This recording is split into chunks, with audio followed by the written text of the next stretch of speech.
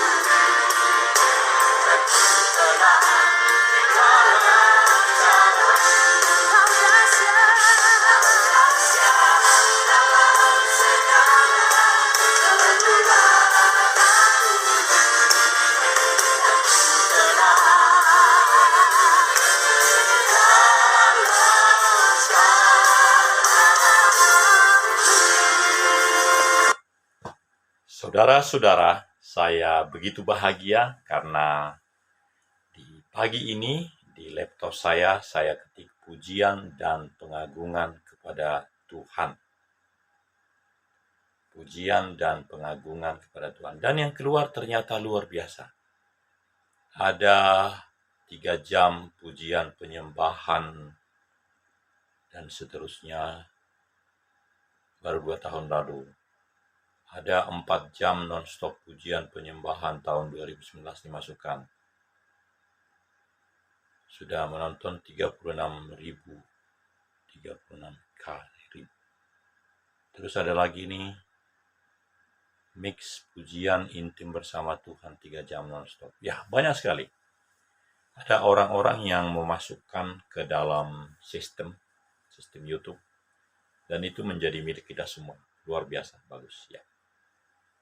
Saudara-saudara, sambil berjalan, nanti di tengah kita pilih salah satu untuk kita nikmati. Dan saya akan menyampaikan beberapa hal, masih tetap bahwa fokus kita adalah spirit Indonesia.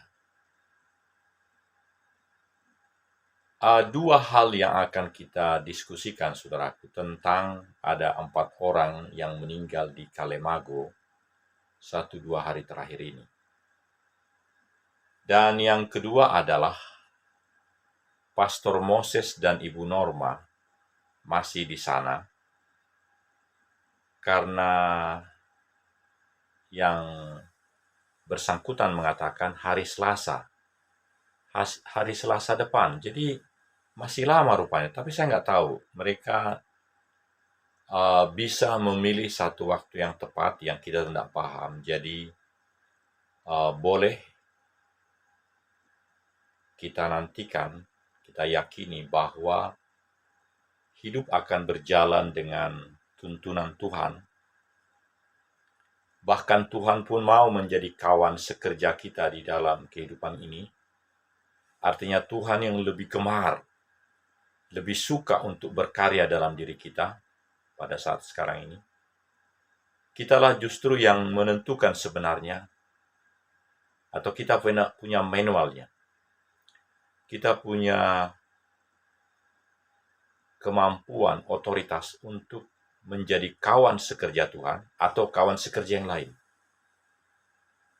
Itu sebabnya supaya menjadi sistematis, mari kita masuk di dalam pola pertama atau bagian pertama dan bagian kedua. Bagian pertama adalah menanggapi tentang meninggalnya 4 orang di Kalemago. Informasi yang saya terima adalah ada SMS dari rekan saya di Pak Usman Ponco Silitonga mengirimkan berita yang tentunya dia terima juga dan diteruskan ke saya tanpa komentar. Saya mengambil kesimpulan, jangan begitu saja meneruskan berita itu, tetapi mengolah dalam batin dan menyampaikan informasi. Kita di bawah ketaatan kepada Undang-Undang ITE dan segala hal, jadi kehati-hatian terutama. Kemudian saya juga cek ke rekan saya Pak Harto di Palu yang juga di dalam bagian grup Otorita Tampolore. Dia sudah tahu juga. Nah, kemudian saya cek lagi dengan Ibu Lydia. Ibu Lydia, istri dari Bapak Wira. Beliau ada di Napu. Dan juga Pastor Moses tentu ada di sana di penginapan Esther. Jadi, yang mau saya sampaikan dalam poin pertama ini dalam program 20 menit ini, saudaraku, adalah bahwa kematian seperti kematian yang di Kabupaten Sigi, di Desa Lembantongoan, bisa jadi terjadi lagi seperti itu, begitu saya katakan dahulu. Kitalah yang harus makin mempunyai gerakan, kata-kata, sikap yang berupaya juga melakukan sesuatu demi kebaikan kehidupan yang kemudian. Jadi, pada saat seperti ini, bukan tugas kita hanya menghujat ataupun membalas dengan kata-kata atau dengan apapun, bukan. Tapi tugas kita menyampaikan hal-hal yang baik, yang lebih baik dari yang baik selama ini, yang lebih benar dari apa yang benar selama ini. Jadi, kita perlu hadir di sana. Kita perlu menyertai, mendampingi segala aparatur atau siapapun yang mengecek ke sana. Namun dalam kehati-hatian, di dalam posisi bahwa diri kita jangan sampai pula seperti itu menjadi sia-sia kematian kita. Bahwa kejadian seperti itu pada waktu beberapa minggu yang lalu juga di lahannya Pastor Moses Hasibuan, agak mirip seperti itu. Orang Toraja, ayah dari seorang anggota kepolisian yang bertugas di situ, yang menyatakan bahwa itu lahannya, sehingga kontra dengan Pak Moses Hasibuan. Dan Moses Hasibuan dan istri Ibu Norma Sinaga sekarang ada di sana. Gak jauh dari lokasi itu, di penginapan Esther. Dan karena itu, saudaraku, kita berdoa terus supaya hikmat, makrifat Tuhan dan perlindungan Tuhan ada pada kedua hambanya ini. Karena sesungguhnya di mana-mana, bukan jauh di sana, di mana, di sini pun bisa kematian itu datang. Kita bisa merasakan bagaimana kematian itu datang melalui orang yang dekat dengan kita atau siapapun. Oleh karena itu kita perlu berjaga-jaga terus. Demikian. Jadi pokok-pokok pikiran yang mau saya sampaikan di dalam kejadian yang baru ketahui pagi ini, dan yang sesungguhnya hal itu akan boleh makin ada kalau di Lemban Tongoan ada, di Kalemago ada, seperti itu, di tempat lain juga boleh. Bedanya adalah bahwa kita menyampaikan dari sudut, dari cara pandang yang menjadi fungsi daripada firman yang mengatakan, kamulah garam dan terang dunia. Kamulah kawan sekerjaku, kawan sekerja Tuhan kita. Kawan sekerja Tuhankah kalau kita hanya menghujat pelaku itu? Tidak. Tapi kita menyampaikan yang di sini ada maskulin, di sini ada feminim, ada netral, yang menyampaikan apa yang benar itu sesuai dengan kebenaran yang kita pahami, menyampaikan kebenaran itu sesuai dengan kebenaran yang Tuhan kehendaki, dan disitulah hidup kita lebih bermakna. Itu yang pertama, saudara-saudara. Sampai sekarang kita masuk kepada kelompok yang kedua tentang agenda tugas saya ke Sulawesi Tengah pada tanggal 19 hari Rabu dan seterusnya. Dan sebelum itu kita nikmati dulu lagu ini.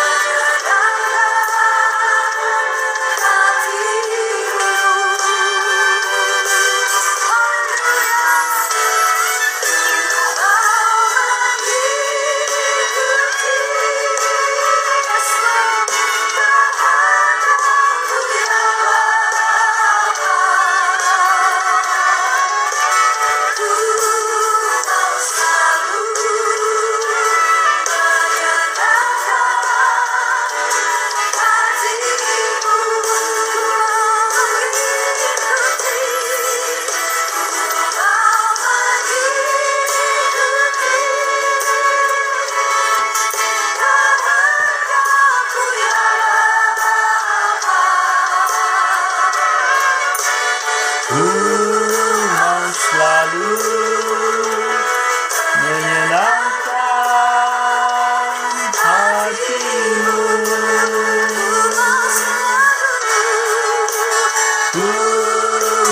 selalu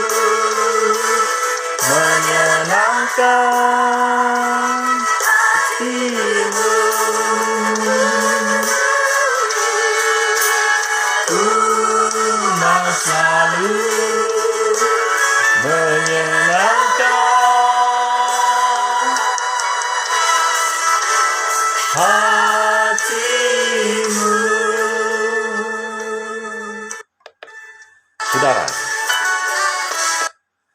menyenangkan hati Tuhan itu sesungguhnya yang menjadi tugas kita selama kita masih hidup.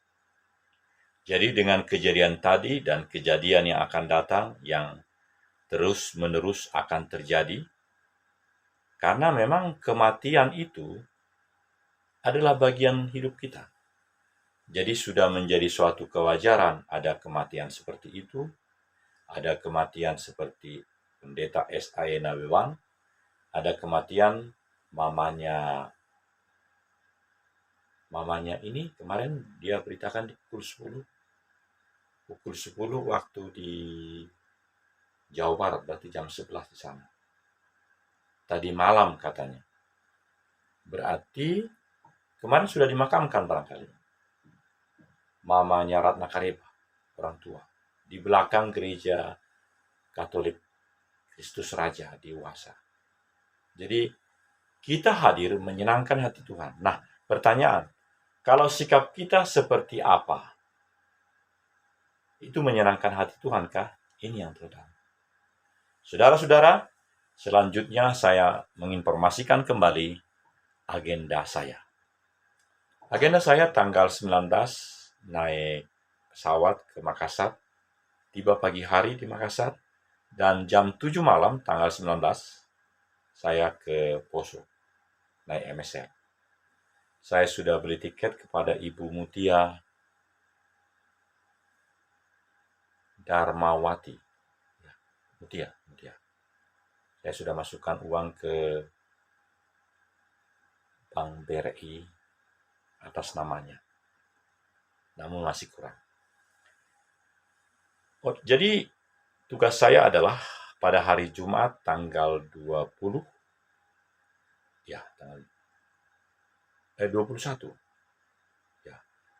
hari Jumat tentu mengadakan kunjungan dan koordinasi dengan setiap dinas-dinas di Kabupaten Poso. Dan hari Sabtu pagi naik Damri ke Napu. Kemudian hari Minggu pelayanan di Napu. Tapi juga hari Senin saya berharap sudah di Poso kembali untuk ke agraria maupun ke notaris. Dan saya berharap nanti lancar semua karena harus dirancang dengan baik. Kemudian tanggal 29 dan 30 adalah Rapimnas di Jakarta di butik Golden Butik di Kemayoran di Gunung Sahari. Baik, itu saudara-saudara agenda, dan tetap kita bangun, kita bersama-sama menyampaikan segala yang baik, segala yang benar, lebih benar dari yang benar, untuk membangun spirit Indonesia. Spirit Indonesia kita teruskan, kita pertahankan, kita bangun. Shalom.